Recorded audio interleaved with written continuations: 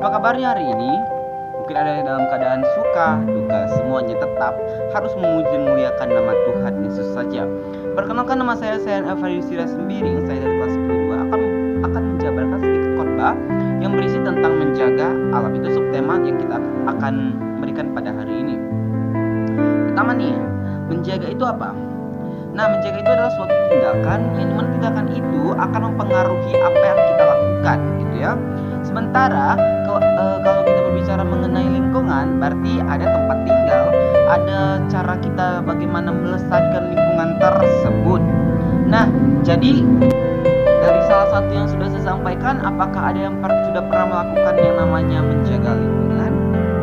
Mungkin ada yang sudah dan ada yang belum. Nah, kita akan bahas secara rinci pada video kali ini. Oke, nah jadi di sini kita akan berbicara mengenai menjaga lingkungan sekitar.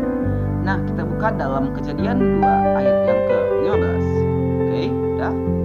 Oke, nah jadi kita akan buka yang berbicara mengenai Kejadian 2 ayat yang ke-15. Tuhan Allah mengambil manusia itu dan menempatkan dalam Taman Eden untuk mengusahakan memelihara taman itu. Nah, jadi apa yang terdapat dalam Alkitab ini?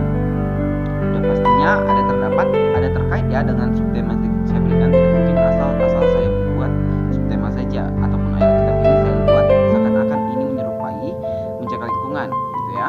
Nah, jadi pesan dalam Alkitab ini kita dapat belajar bahwa Tuhan memberikan dunia ini untuk kita nikmati. Kita nikmati dalam konteks kita juga bisa bijak, kita juga bisa memperdulikan lingkungan itu. Tidak hanya semena-mena kita menikmati lingkungan saja. Kalau kita berbicara mengenai lingkungan pula, ada juga terdapat cara kita bagaimana melestarikan lingkungan itu.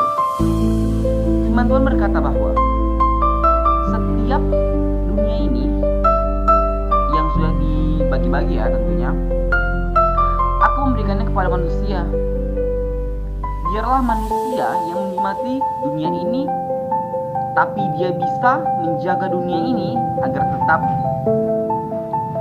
apa seperti itu ya, agar tetap bersih, tentunya nyaman, harmonis, dan untuk kita juga. Kenapa untuk kita?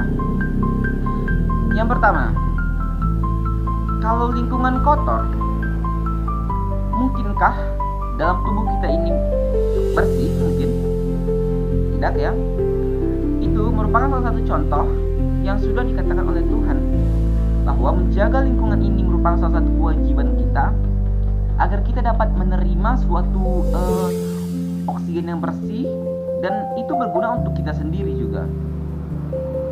Kalau kita masih serakah, kalau kita masih semena-mena, maka yang kita tanggung itu juga tidak dapat dihitung ya.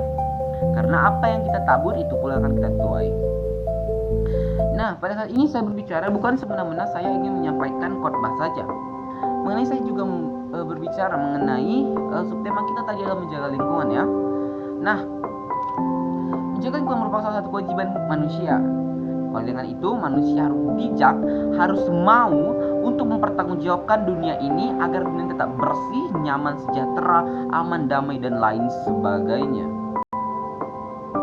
Cara itu sangatlah banyak ya.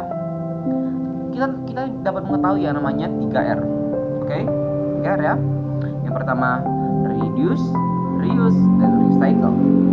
Nah, kalau kita berbicara mengenai recycle sudah umum ya. Karena recycle itu merupakan mendaur ulang. Mendaur ulang dalam konteks kita tidak harus mendaur ulang sampah tersebut.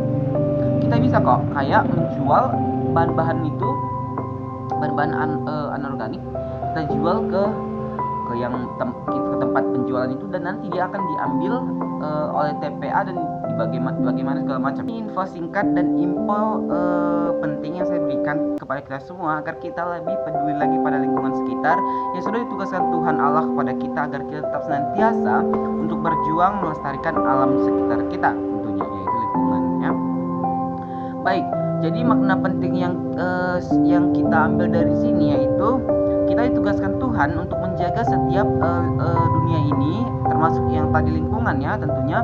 Nah, jadi kita akan ditugaskan oleh Tuhan, maka ini kita jadikan sebagai kewajiban kita, bahwa Tuhan Allah tetap menjaga lingkungan ini dengan perumpamaan kita gitu.